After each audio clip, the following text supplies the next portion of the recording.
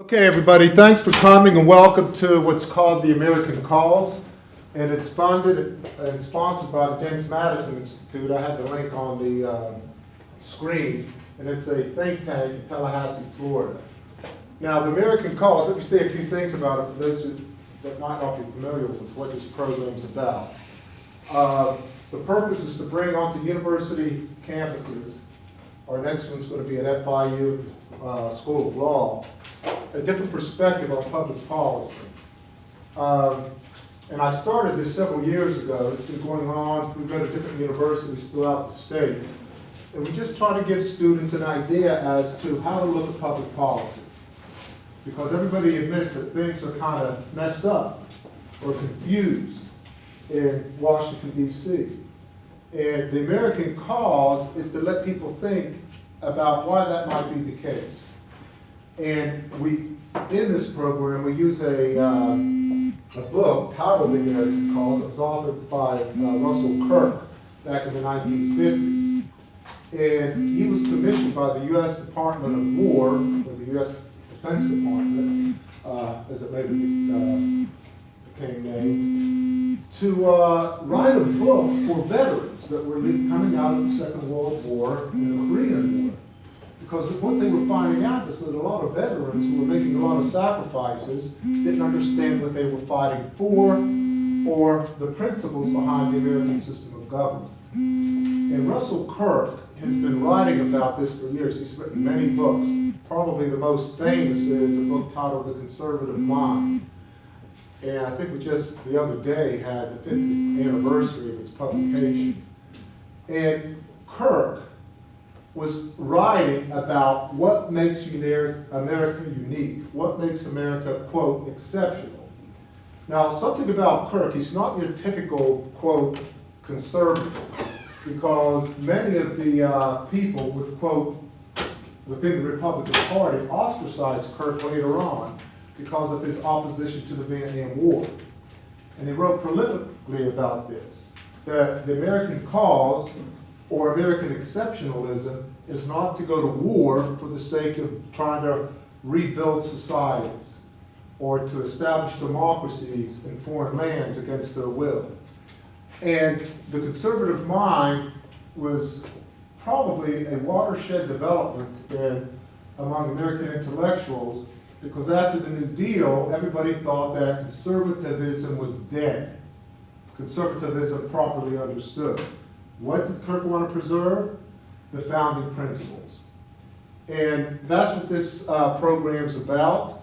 He was very much concerned about the centralization of political power, and that's why he goes back to the founding era. And the founding era, when we talk about constitutional principles, it's not the constitutional principles that over time have been articulated by the U.S. Supreme Court that legitimize the concentration of political power. Kirk was adamant about keeping power close to the people, and based upon the Declaration of Independence, having government based upon the consent of the governed, but not at the national level per se. The national government has functions, but those functions are limited specifically in Article 1, Section 8. The purpose of the Constitution is to decentralize power, political power, so that you can protect liberty. And the way to decentralize it is to let the people govern themselves as was intended by the Founding Fathers. Not all the Founding Fathers, some of them did want centralization, but most of them would be very disappointed with how the American political order has developed over the last 200 plus years. So that's what this program is about. Now, I'm going to introduce the guest. He should be here momentarily, but I know time is short and some of you have other classes. So let me go ahead and introduce Dr. Veryser. Dr. Veryser is currently the chairman of the American Council on Economics and Society, a former senior member of the Society of Manufacturing Engineers, and a member of the Philadelphia Society, where he served on the Board of Trustees from 2011 to 2013. He has served on the faculties of Northwood University, St. Mary's College, Hillsdale College, Ave Maria College, Thomas More College of Liberal Arts, and the University of Detroit, and he's currently an adjunct at the University of Detroit. At which time he taught courses in economics, history, ethics, and philosophy. He was chairman of the Economics and Finance Department at Walsh College for 20 years, retiring in 2007 with the rank of Distinguished Professor. Mr. Veryser is currently an adjunct professor at the University of Detroit Mercy. He has traveled extensively in the United States, Canada, Western Europe, and Hong Kong, both on business and lecturing on economics and philosophical topics. His articles have appeared in the Detroit News, the Intercollegiate Review, and the University Bookman. He is the author of Our Economic Crisis, Sources and Solutions. His latest book, It Did Not Have to Be This Way, How the Principles of Austrian Economics Lead to Peace and Prosperity, was published by Intercollegiate Studies Institute in 2012.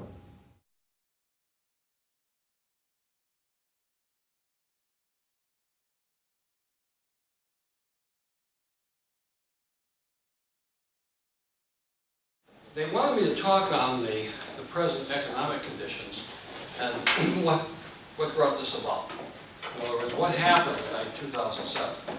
But what happened in 2007 didn't start in 2007. What happened in 2007 really started in 1971 when the Nixon administration broke the gold standard. Okay? And that allowed the Federal Reserve just to continue to pour money out in terms of credit. In 1971, I can remember going to college, my college tuition bill was something like $30 a credit hour. Graduated from college. And you could buy a relatively nice car for about $3,000. Okay? And a nice home, about $25,000. And gold was $35 an ounce. Silver, about $1 an ounce. So it was possible at that time, of course, to live relatively well. And it's interesting that Dave Stockman's just written a book called The Great Deformation, in which he traces the same thing. I'm kind of happy because what I'm going to tell you is what he would tell you, but my copyright in my book was 2012 and his is 2013. So in any event, I claim that I was there first, but we both came to the same conclusions, really. And what's happening is that since 1971, the Federal Reserve has been pumping out money, and that money has made its way into the economy and has pushed up costs. 2 weeks ago, I was speaking at Central Michigan University, and one of the members of the econ department was there, and he went up to the board and he said, 1971, since that time, Central Michigan University, their student enrollment increased 41%. Their faculty increased 42%. And he said, guess how much more administrators we had? So I said, 100%, 200%, 636%. So you see, as this money is fed into the economy, it does things. Okay? Because remember, as money goes hand in hand, it's just not neutral. It's one of the major things to understand if you're going to do anything in investments, or if you're going to do anything in business, or you're going to understand the trade cycle. The pumping of money into an economy is not neutral. And here's why. Because some people get the money first. And wherever it goes, it is going to create expenditures. And it's going to do what? It's going to distort the economy. So student loans were unknown in my time. Okay, almost all of us graduated. If we had any loans, it was to our rich Uncle Charlie or something like that. But there was no student loan facility, and there were no student loans. And most of us, and I graduated from a private school, which was much more expensive. And yet I was able to pay all of my bills. My father helped me the first 2 years. And I was able to pay it all cash and have a car and whatever else. Because up to 1971, 71 is really the key year. In 71, you begin to see the decline in the real standard of living for what I call the folks, for people who have a high school education. The real standard of living started to decline, okay, with respect to the other parts of the economy, the other quintiles of the economy. And our trade deficit we actually were a creditor country. That means the world owed us. Okay? And we had investments all over the world. Today, we owe the world. That changed in 1971. And there's a number of statistics that come true in 71. Now, what's happened since then is that the Federal Reserve has been able to increase the money supply, and they're doing it today. And of course, all of us, any of us who are involved in the market are doing what? We're sitting there watching to say, if the Federal Reserve should at any point stop this taper it off or stop printing money, interest rates will rise. And immediately the bond market will go south, as the stock market will go south. And so it's now, the economy is now almost dependent, as if there's an alcoholic on alcoholism or somebody on drugs, the market is very much dependent, and that's why everybody's watching it right now. They're watching the market to say what's going to happen. Because if they stop that, they know interest rates will rise, and suddenly the bonds, for those of you who are holding bonds or whatever else, will find those bonds will decline in value. And what will happen is, remember, one of the largest things for a corporation is finance charges. Okay? Any of you, I know some of you are thinking probably of going into business. Now, I've been in business, and I'm going to say to you one thing. If you're going to go into business, you've got to be able to have two things. You've got to be able to worry about everybody else's problems, and you've got to be up to your eyeballs in debt. Because almost all businesses today, when someone came to me with an order, and they wanted to produce, I used to produce tool and dies, I used to make metal stampings. They'd say, here's a $500,000 contract. Well, I didn't have $500,000. So I'd go to the bank and borrow it to buy the material to make the things, and then I would sell a finished product and then pay the bank off. Okay, and most manufacturers and businessmen really finance it that way. So finance charges are a big thing, because as you're borrowing and you're involved in borrowing lots of money, you're paying lots of finance charges. So as those interest rates rise, those corporations are going to find themselves on their balance sheets with higher and higher finance charges, and that's going to tend to be a depressant. And that's one of the reasons why the stock market goes down. Okay? I don't know if you mentioned, but I was in the manufacturing business for about 27 years.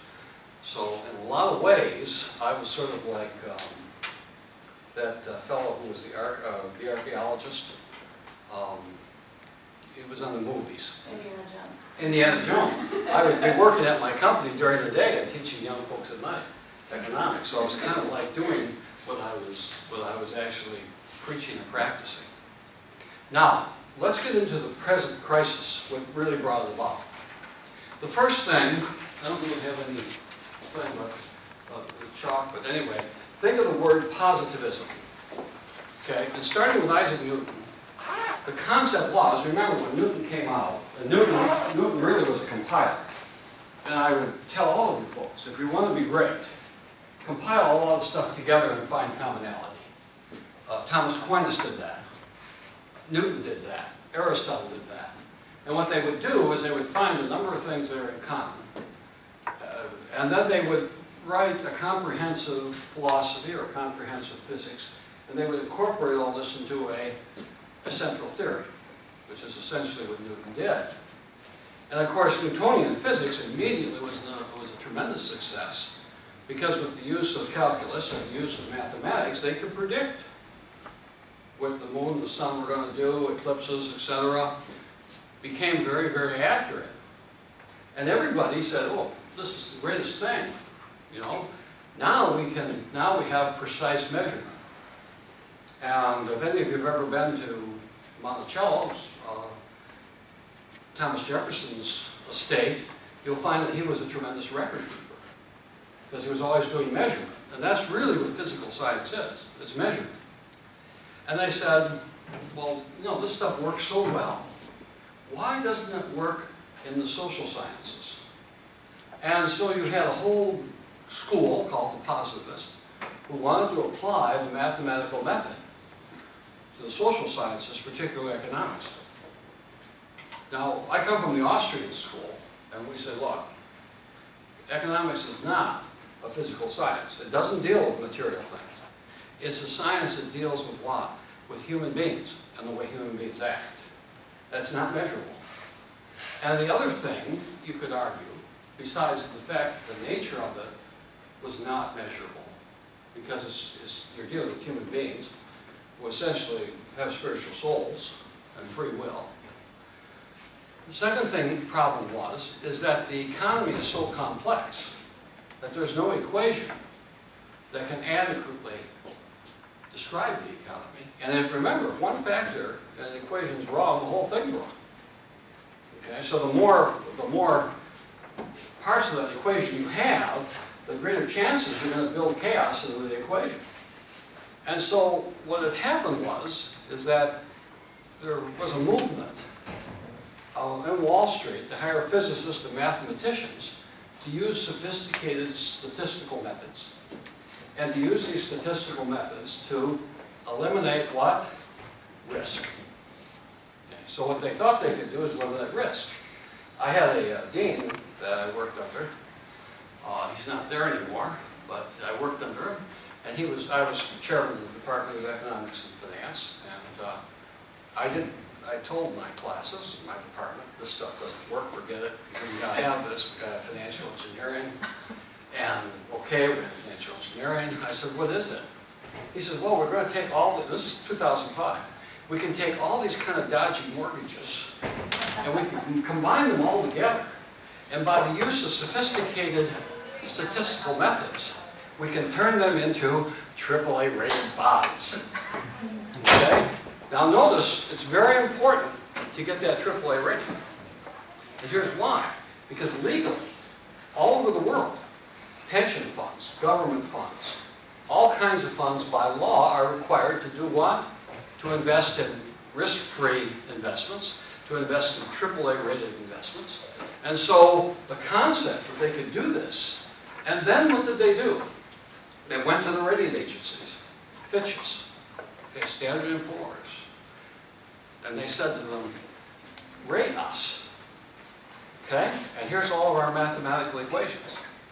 I had one student who worked for General Motors Acceptance Corporation, and he said, and he hasn't done it yet, but he's going to bring me a prospectus, which was all made up of equations. And they rated them AAA rated. And they sold this stuff all over the world. And I told the dean at the time, I said, look, Rob, you're going to cheat a lot of little old ladies out of their money because it isn't going to work. Because what's going to happen is you're going to build in a chaotic element, which we built in. A chaotic element, something that could not be measured mathematically. And it's going to have what? Cascading effect. A lot of people are going to make decisions to do what? Buy houses, etc. Now that's one part of the equation.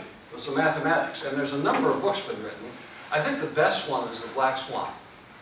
For those of you who are in finance, that's a book you should read. The Black Swan. Because he talks about this. There's another one called The Alchemy, I think it's The Alchemy of Risk. I have it in my book, in the bibliography, which is actually a superb treatment of this and what exactly happened. Now, the second factor you had is you had, because of the economic problems and the increase in the money supply and the way things operate under fiat money standards. And when you have a fiat money standard, you suddenly have a tremendous distortion in the marketplace. And here's what happens. Imagine that before, let's say we were running a balance of payments deficit with China. How did we pay that deficit? We balanced it off in gold. Okay? And gold was the international currency, and gold settled the accounts. Okay? Now, it's like a clearinghouse. If you have finance, you realize that NBD, or National Bank of Detroit, owes Comerica $500,000. Comerica owes NBD $500,005. What do? They just cancel out, right? Here's $5, and call it even. And so what's happening is those balances are settled in gold, and gold would actually transfer. That's not what happens under the present system since 1971. Here's the way it would work. okay? The United States are in a deficit balance of trade with China. And because of the fact that the currencies were floating rather than tied to gold or tied to some other substance, what would they do with the balance of payments? In other words, there's a deficit, okay? Now, if the Chinese took those dollars, because remember, they have what? Now, we paid them all kinds of dollars, they've got a surplus of dollars. If the Chinese took those dollars and bought the Chinese currency, what would happen on the marketplace?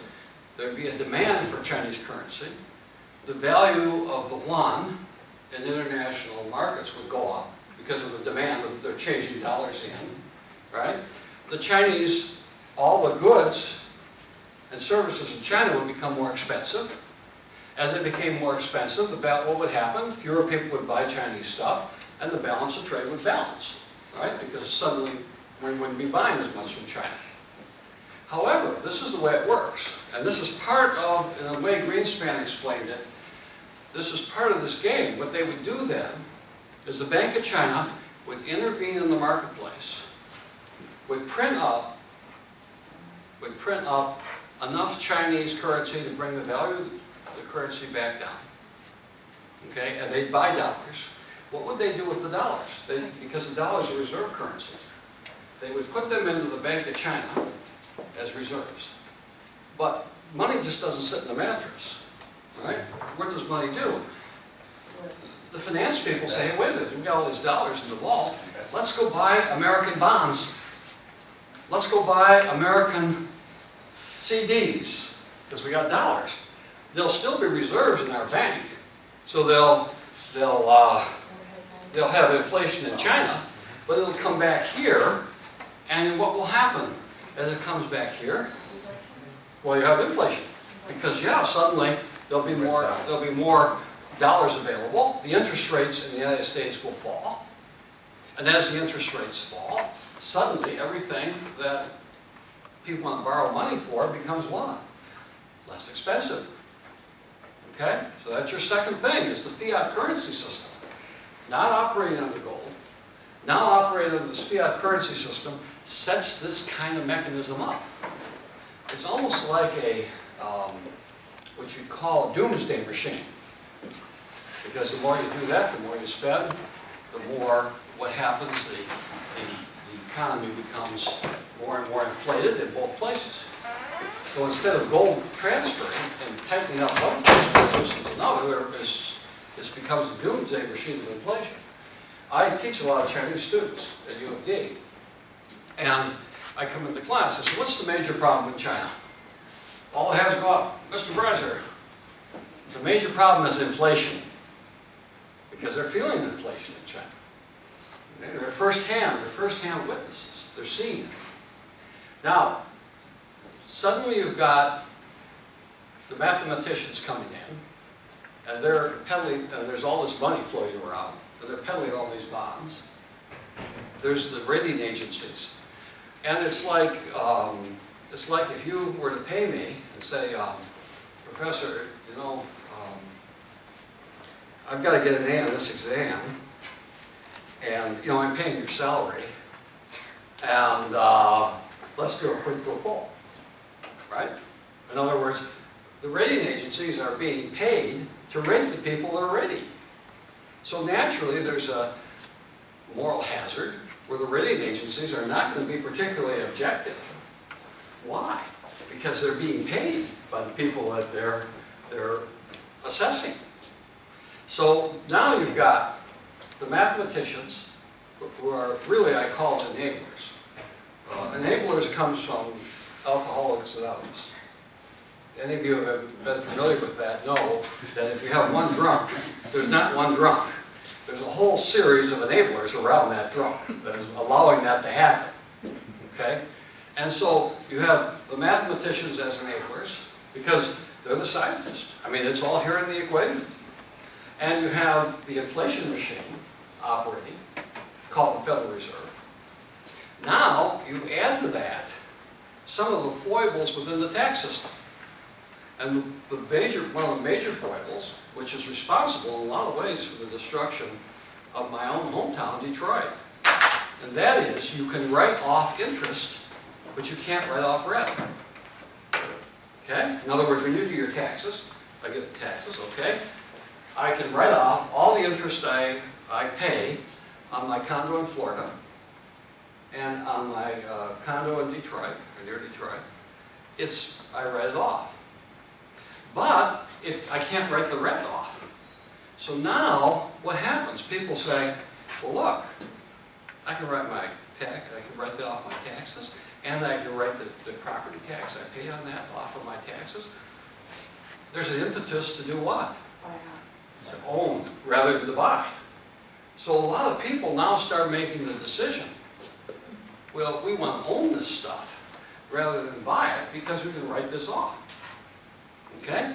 So now, in Detroit, which was a relatively compressed but not crowded, let me kind of explain the difference there. In Detroit, the way neighborhoods used to be, there'd be a flat, then you'd buy a double house, and you have a flat here and one on top. And the concept is you'd buy a double house, and the renter would pay the mortgage off. Okay? That was a standard thing all throughout. I don't know whether it occurs here in Florida, but it was a big thing in Detroit. And it was a compressed population, so it was cheap living, because you didn't need a car. My grandmothers never had a car. They took the streetcars. Okay? You could walk to the library, you could walk to the stores, you could walk every place. You didn't have the extension, because remember, as you move into space, you move into a circle, as you're moving into space, what's happening? The area you have to cover with electrical lines, telephone lines, sewer lines, etc. becomes what? Greater and greater. And the distance between the 2 points on the circle is becoming greater and greater. So what's happening is we've got to own, and well, we're going to go to the suburbs, and there's an expansion of the suburbs, so everybody, instead of being a more compressed population, what did they have to do? They have to expand. Everybody has to have a lot, okay, of an acre or whatever. And suddenly now, the city is emptying out. And of course, the city services and the overhead stays the same. But what begins to happen is the cities now are experiencing financial difficulties. And they start raising taxes, and it sets up a self-feeding mechanism. Okay? And then you have the concept of the Community Investment Act. And I had friends of mine who were bankers, and the government told them, unless you give loans out to people who would not normally qualify, we will not allow you to open up branches, etc., etc. And remember, it is not right to get somebody into an expense that they really can't afford. Okay? A lot of people ask me, should I buy this house, should I do this, should I do that? And the first thing I say is, okay, let's sit down, how much money comes in? And how much money goes out? Okay? And sometimes it's not wise to do what? To own a house. In fact, it's sometimes better to rent upstairs. Because if you get transferred or you have a job or whatever else, you just tell the landlord, well, you know, we'll see you later. I'm moving to Omaha or whatever else. You see? So what happened is that this mechanism, this tax mechanism, and there's a number of foibles in the tax system that should be straightened out. That's just one of them. Created this self-feeding mess. Okay? Now you've got the factors. You've got the associations that are doing what? They're feeding this thing. The mathematicians are feeding it. The government's feeding it. Of course, the building lobby is there in Washington, and they're saying, what? Well, we like this because we're building lots of houses, etc. So now you've got this mechanism, and you're setting up the house of cards. And it's all dependent on one thing: cheap credit continuing. Okay? Well, when the interest rates started moving up, they moved up in 2001.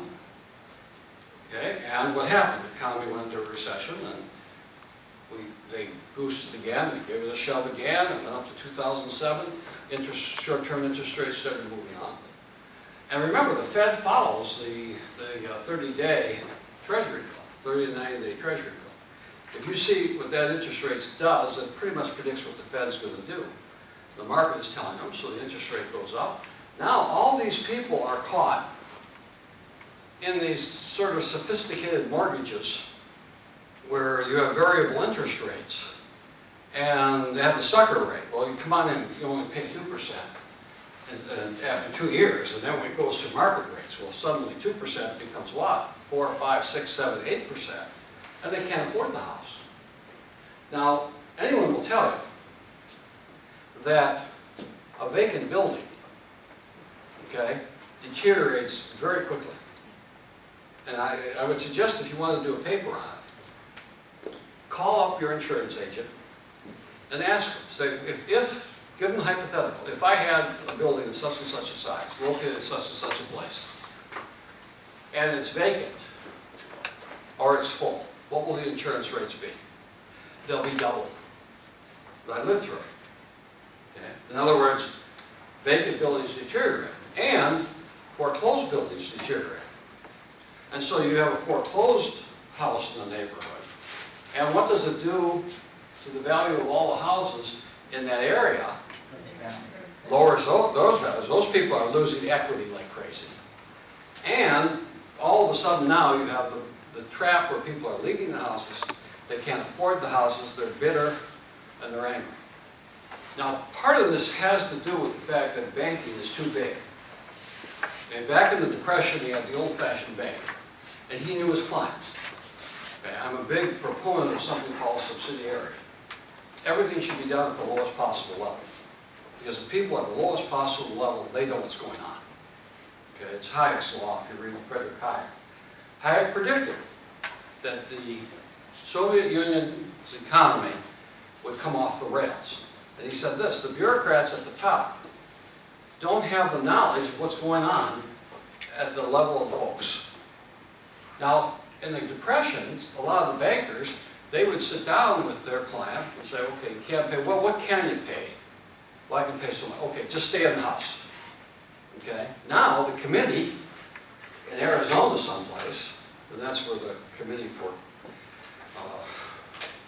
Chase was, they make a decision and they have no concept of what's happening at the local level, where the local banker could sit down and say, okay, what can you pay? I'll give you a good example of this. A friend of mine writes a column for the Michigan Catholic. And so there was a foreclosed building, apartment building, okay? And it was producing income. The bank foreclosed and forced all the people to move out.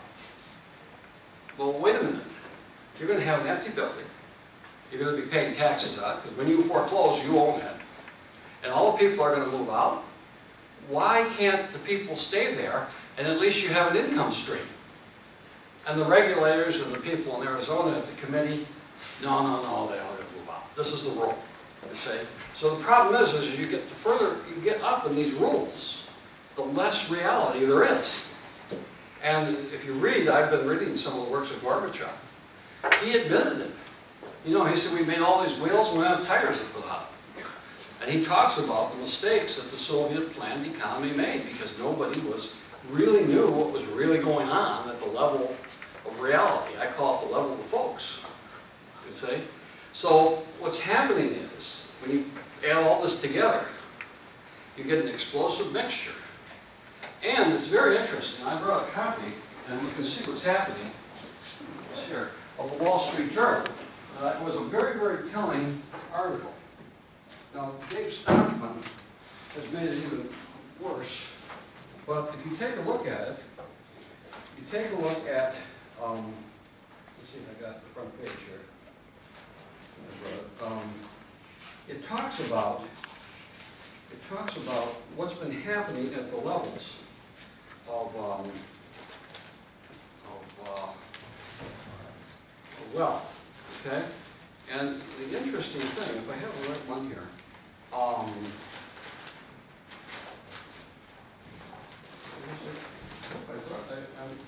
sometimes you forget things. Anyway, what they mentioned was, they took a look at, in the last 7 or 8 years, income levels in the United States. Guess what income level has suffered the most? The people at the bottom. And the farther you go up curve of income, the less they lost. Okay, now there's a reason for that. Anybody who knows Austrian theory knows that during inflation, who suffers? The people at the bottom. Why? Why? Pardon? Their disposable income is consumed with rising prices, right? And so, remember, you can always beat inflation if you can do one thing. If your income level can rise as fast as if your cost rise as fast as your prices, you're probably okay. But for these folks, they don't have the market power. So they're faced with higher and higher prices, but the income level is not enough to do it. And so what's happening, and Stockman, by the way, it was on the internet, and unfortunately I didn't have my printer. I'd like to print it off for you. Stockman gives a rather grim assessment of this from 1989. Okay, I think really you could start in 1971. But the grim assessment of what's exactly been happening to income, real income, and real levels since then.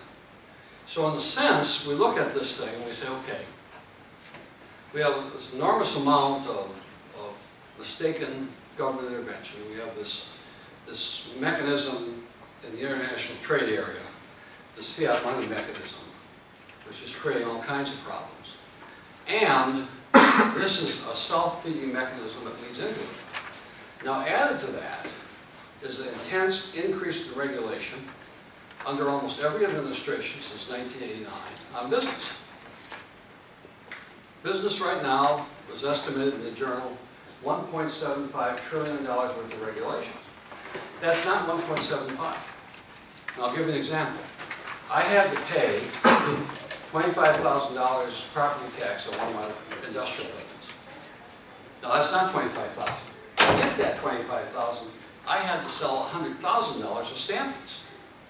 So as you raise the cost by increasing regulation, 1.75, about 10% of the economy, yes, but you're going to have to sell a multiple of that to cover those regulations. And as we've been increasing the regulations under both Republican and Democrat administrations, that cost is rising. And remember, as business costs rise, what do businessmen do? They contract or they won't hire. Okay? And now the regulatory environment is such that everybody's afraid. And so U.S. corporations right now are holding in cash, either in this country or abroad, $4 trillion. That's 5 times the stimulus package. It's sitting there. Because of what? Uncertainty. So the question is we have to get back to certainty. We have to get rid of a lot of these expensive regulations. And I think there has to be a tremendous reform of the international monetary system. Because otherwise we're going to have this doomsday machine going on again and again. And you're going to have all these problems with motion of up and down rates in the foreign exchange markets. Okay? So that in a nutshell is the problems. The problem right now is we have 2 economies. We have the economy of the folks, which is stalled. Okay? 10 million people are not even looking for work anymore. Now remember what that means. Those 10 million people aren't paying Social Security, and they're not paying withholding. Which means that what? The government's going to run deficits because there's not enough money coming in. If those 10 million people were working, they'd be contributing, and we could close this deficit gap by getting them working. So the question is we can't have an economy where, and Stockman has really done a beautiful job at documenting this. We can't have this Wall Street up here and certain interest groups at the beginning of the inflation regime doing very well. At the same time, is knocking down the rest of society and creating tension. Okay? Now, I won't even get into the student loan thing. Okay? Because I bet I could go around this room and pick up $10 million worth of debt, which didn't have to exist. And so, we're burdening our younger folks with heavier and heavier debts. Where's that showing up economically? The fertility rate. You have to have 2.1 kids to keep level. Okay, last year it was 0.67. It's 1/3 of where it had to be. And why? Because they're putting off marriage, they're putting off children, they're putting off forming families because of this enormous debt problem. And that's also built in, and that's been built in by the inflationary machine. Now, I'll be glad to answer any questions or go into it in any more detail for you. I have those books here, and I have my own book that I wrote too on this thing. So, are there any questions? I'm sure there will be. Yes, sir. Why is it that banks can get money from the government at close to nothing interest-wise, and student loans are at 6.8% now? Yes. Why is it so high, right? Why is there such a big gap? Okay, because the bank, what the bank does is, remember, the bank multiplies. The banking system multiplies the amount of money that's there. So they're able, the Fed pays them interest. Okay, they didn't used to do that, but it pays them interest on the reserves. So the banks are able to go to the Fed, and they're able to borrow from the Fed or discount notes at the Fed, get reserves from the Fed, and then lend them to the government to get interest payments on them. And the bank is considered too big to fail, and you're not. Okay? So they say, oh, this bank is too big to fail, we got to keep it going. But the student, well, these students, maybe they won't pay the debt, maybe they won't do this, they won't do that. So they built into that, they built it in. The government, I think, made about $90 billion off you guys last year, something like that. But that's it, that's the reason. And they're tied into the Federal Reserve System, which allows them to get the money first. Okay, because they can borrow it from the Fed, or they can use reserves at the Fed. And that does what? Well, it goes into the stock markets, it goes into the bond markets. And that's how it works. Okay? Yes? Yeah. So do you think the world would be more risk-free if the Bretton Woods system wasn't incorporated? Yes, I think it was a mistake to leave Bretton Woods. Now, Bretton Woods had its own problems, but it was far superior to what we have now. Now, what was Bretton Woods? Okay, I don't have to go through this in finance classes or whatever here. Bretton Woods was an agreement after World War II. In 1945, the economists of the world got together in New Hampshire, Bretton Woods, New Hampshire. And they said, look, we cannot have the same mess occur after World War II that occurred after World War I.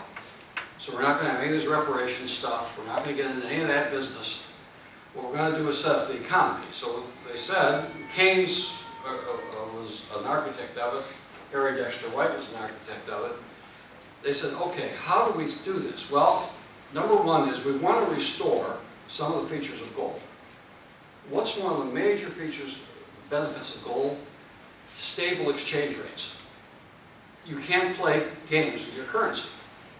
Like people are accusing China or Japan of playing these games. If you're on gold, or you have gold-backed currencies, all of a sudden, all of the exchange rates lock in. Which means now, it also means discipline. So you're going to have relatively low inflation, although we did have it under Bretton Woods. We did not have it under the classical gold standard. Okay, if you take a look at 1815 to 1914, not that they didn't go up and down, but over that time interest rates actually fell. Well, low interest rates normally transmit into high real economic growth. These interest rates are phony, but those are real interest rates. So you wouldn't have it. Under the gold standards, you don't have it moving. Therefore, you don't have what companies call foreign exchange exposure. Now, some of you will get degrees in finance. You'll work for an international company, and the president will call you in and say, your job is to figure out what happens if the euro moves up and down. What happens if the pound sterling moves up and down? What happens if the yen moves up and down? What happens to our accounts receivable? What happens to our accounts payable? What happens to our investments in these countries? That's called foreign exchange exposure. Under gold, you didn't have that, because you knew exactly what that was going to be for 100 years. So they wanted to restore that. They wanted to, because the other thing is you remember there's a tariff effect in moving currencies up and down. Right? In other words, if all of a sudden I move a currency, let's say a Canadian dollar, all of a sudden we start playing around and we lower the value of the American dollar. everything Canadian becomes more expensive for Americans. And that's almost like a tariff effect, where you don't have that under gold. So they said, we want that advantage of the gold standard. And we want to open up the world to free trade with GATT, which was signed at the same place.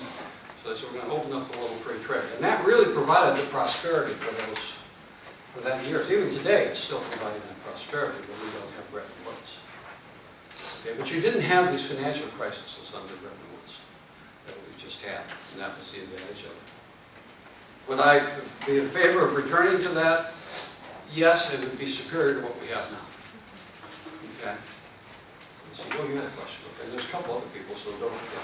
I wanted to ask about, like, because you talk about risk, but with like government-backed securities or like government-backed loans and the creation of these large firms backing some of these higher risk home loans, where does the market flux on that? Like how, when there's no risk involved? And it's kind of the same thing with like the student loans, how the government's now involved with like the direct loans and they're now basically backing.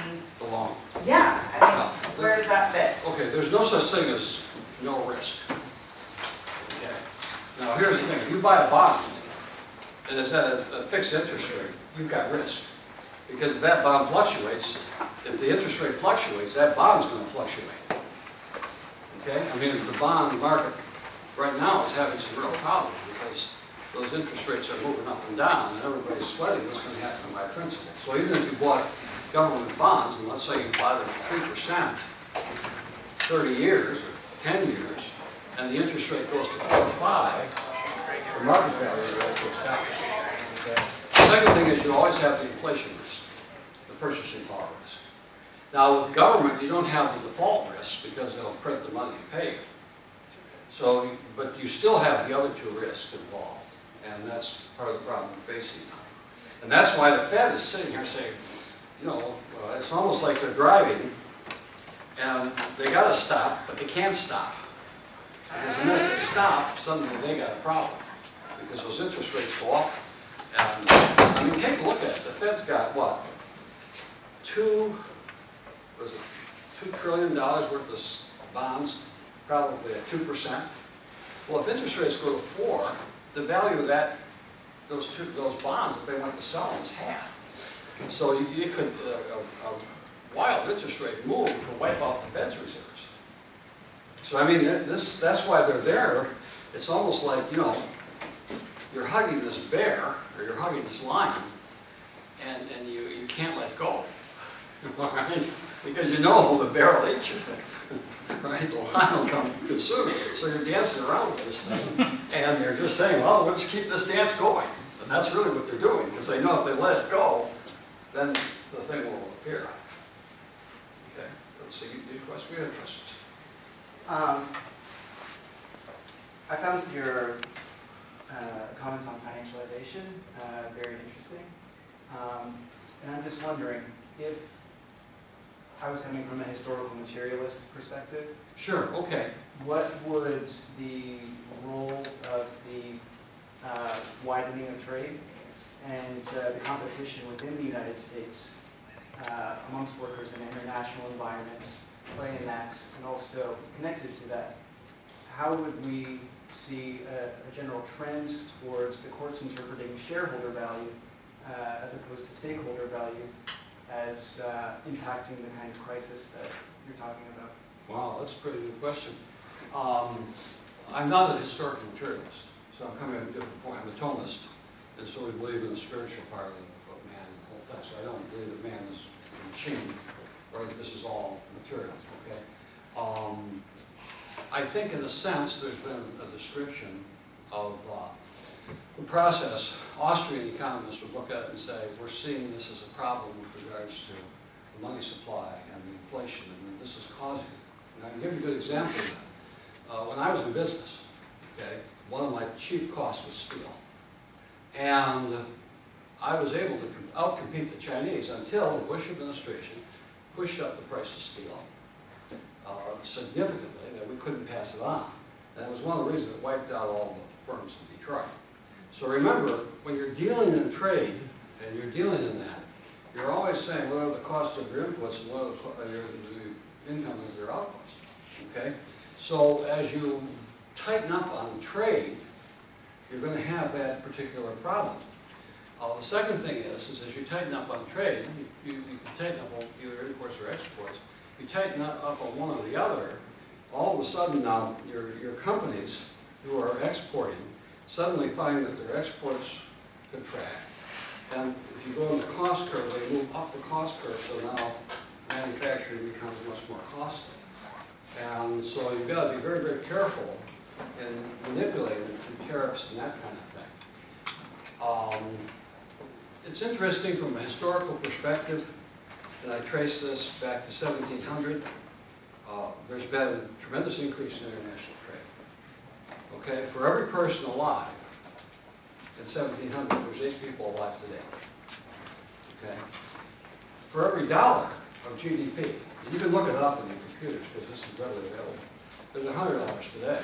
So each person coming in has really contributed about $7 or 7 times the GDP. So I kind of am tempted to see trade as a benefit across the board. I think that what ruined us is not the Marxist theory of surplus value or that.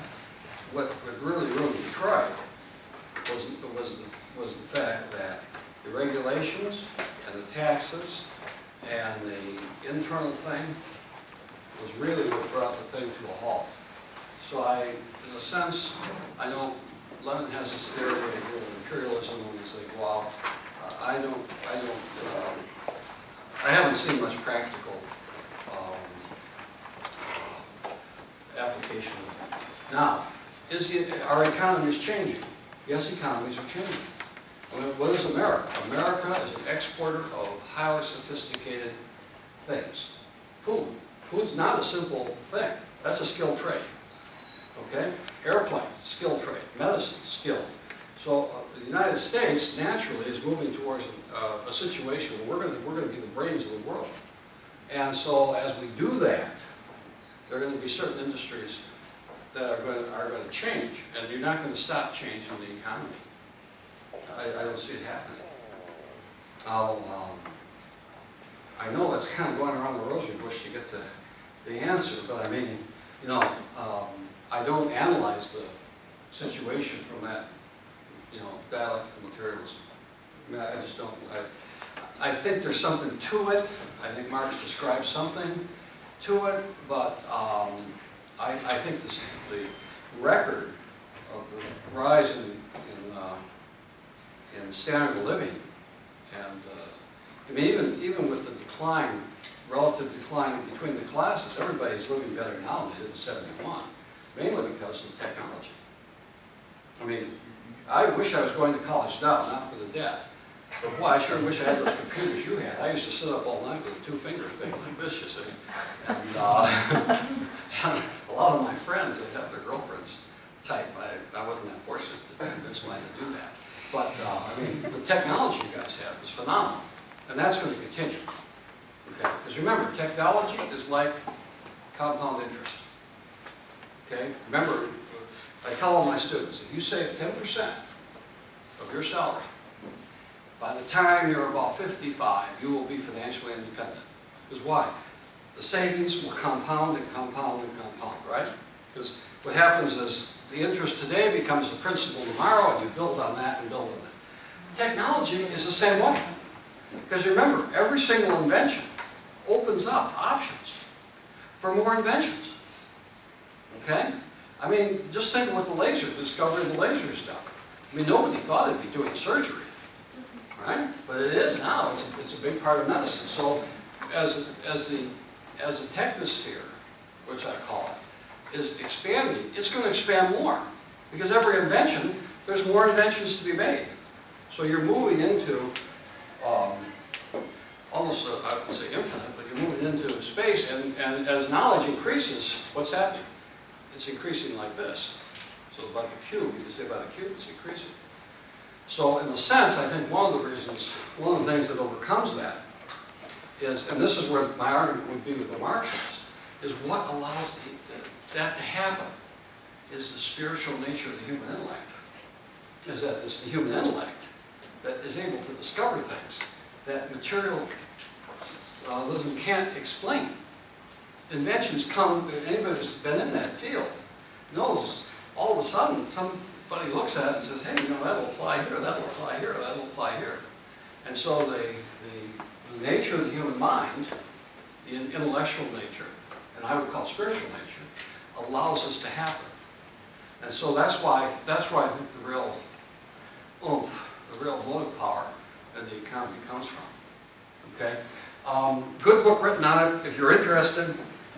It's called The Ultimate Resource by Julian Simon. And he said the ultimate resource is the human intellect. Okay? If you're interested, you go on and study that. Okay, any other questions? No, go ahead. Okay, I have two. The first one is, how do you feel about Janet Yellen being nominated for Chairman of the Federal Reserve? Okay. Also, you mentioned like GATT and free trade agreements. Do you think they are a good thing for, so like NAFTA, GATT, Well, I think they're to the extent that you have, to the extent that you have trade. Oh, to the extent that you have free trade, yes. To the extent that it's managed trade so that it's done because certain interest groups are going to get a special deal, no. So I mean, with the free trade that occurs between people, yes. I mean, yes, I think it's a good thing. Now, I don't think that she would have been nominated if she's going to change from Bernanke. Look, she's coming in, and all they're going to do is Bernanke is going to sort of give her the line. That's really what it's going to be, and her options are like real small. Now, I mean, they could go on gold, which would solve it, but solve a lot of problems fast, okay? Because interest rates then, standard interest rates will start coming down to about 3% long term. Short-term interest rates would be about 1.5. But to go on gold, you know, you're talking the government now. No, think of what the gold standard means. You can't print money, right? So you got a federal government that's spending $1.40 for every dollar they're collecting.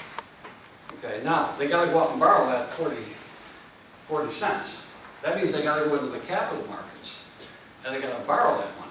That's going to push up interest rates in the capital markets. So it would require, on the part of the government, some tightening. I mean, you're talking a hunk that you've got to tighten. Now, I think that you stabilize your interest rate, so you don't have that. Probably this empire thing, and I know Ron Paul's talked about it too, that's over. If we want gold, you can't afford to have this empire. That probably, I don't know how much this, Dr. Paul estimates it's $1 trillion cost. Well, that would definitely balance the budget. We probably couldn't pull in that much, but a lot of it is now. Stockman made the point that we're actually, in real terms, we're spending about 30% more on defense than we were involved with Russia. So that could contract relatively quickly. So, but the gold standard would immediately benefit the lower classes, the lower income people. Why? Because of something called the principle of regressivity. What regressivity means is this, is that the lower you are, the less money you make, the more you're benefited by price reductions. The more money you make, it doesn't matter. I mean, like Bill Gates, let's say gasoline went to $20 a gallon. I mean, hypothetically, I doubt they'll do that, but let's say it goes $20 a gallon. Does that hurt Bill Gates? No. He spends maybe 1/millionth of his income on gasoline. I mean, he loses more money in his sofa at night. Right? I mean, now, let's say gasoline went to 50 cents a gallon. Who's going to benefit the most? The poor people who have to drive to work and they're dependent on income, suddenly they're going to have an enormous increase in income. Okay? Where did we see this principle of regressivity come to fruition? The riots in the Mideast.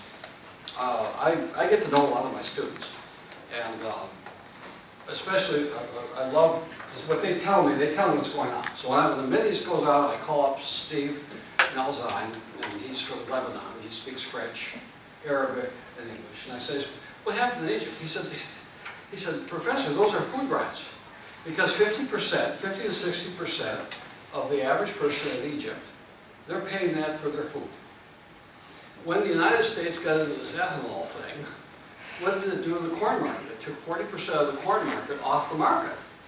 It drove up the price of food. And who really got a haircut? Those poor people. So going on gold brings that down, and immediately regressivity kicks in, productivity kicks in, and prices start to fall, and they're benefited fastest. Okay? Yes? How do you feel about the current government situation with the shutdown and us? The shutdown? And us approaching, to October 17th and the debt ceiling? Well, I don't think they're going to solve it. I mean, this is silly. This is just a dance that they're going through. There's no way. Even if they didn't solve it by then, they got enough income coming in to pay off the bondholders. So I'm not worried about it. Don't even listen to it, because I figure it's mainly politics. And I think there's much science to it. I wouldn't worry about it. They'll get it solved. Eventually, they'll both sit down. Let's have a beer and solve it. But now they got to go through this thing. And politicians are notorious not listening to them. I don't listen to them.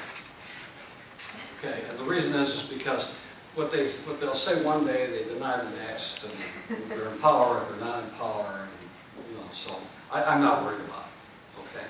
Yes, sir. Just based on that question, I've heard several economists and financiers say that they believe that the markets right now are using this shutdown as sort of somewhat of a self-correction.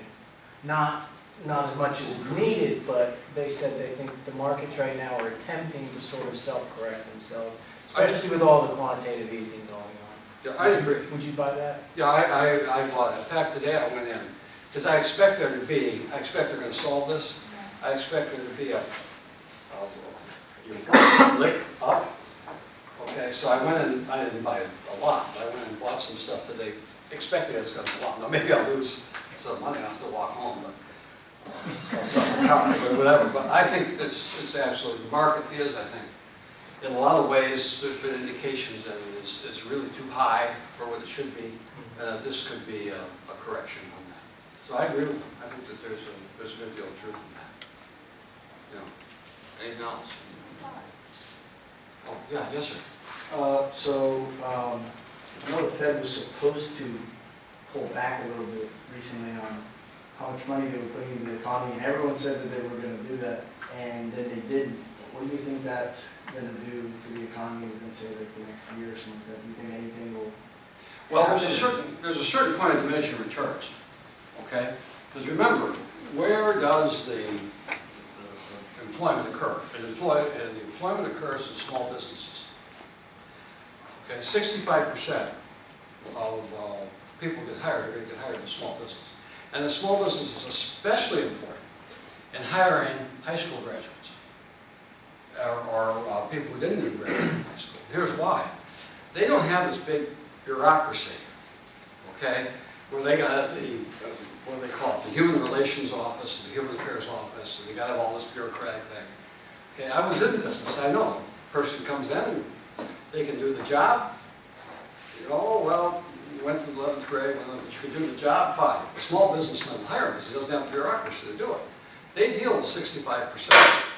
And 65% of the loans for small business are now being turned down.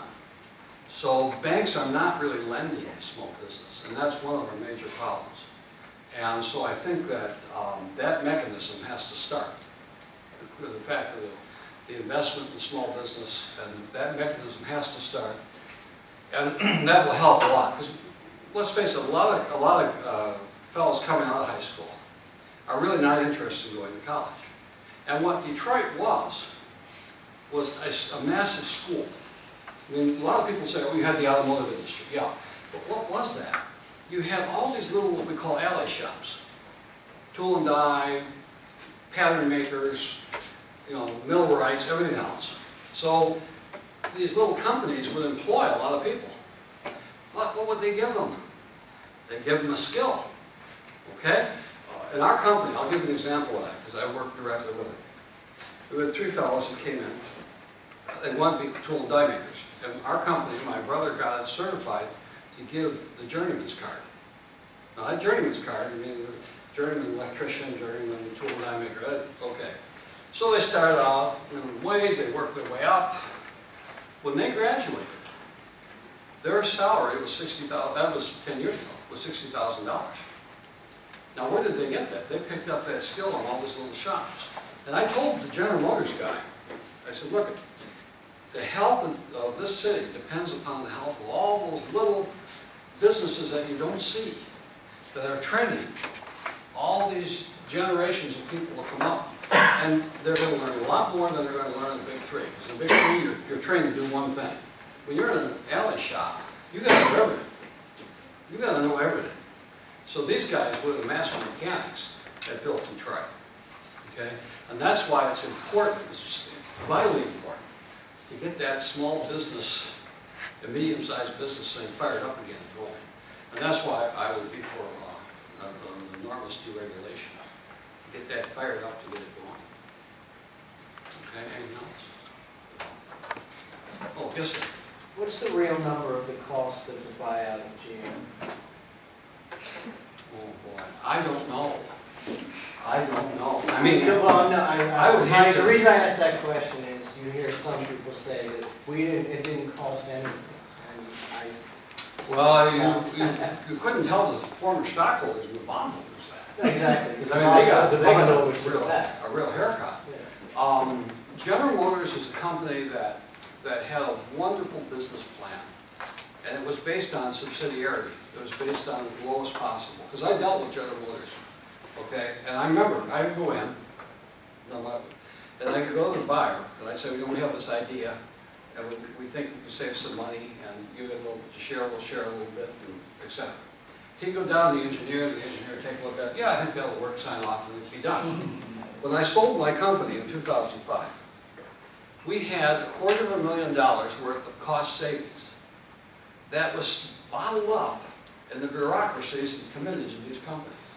And what General Motors became was a massive bureaucracy, and it perfectly illustrates my point of the higher up you went, the less you know what's going on.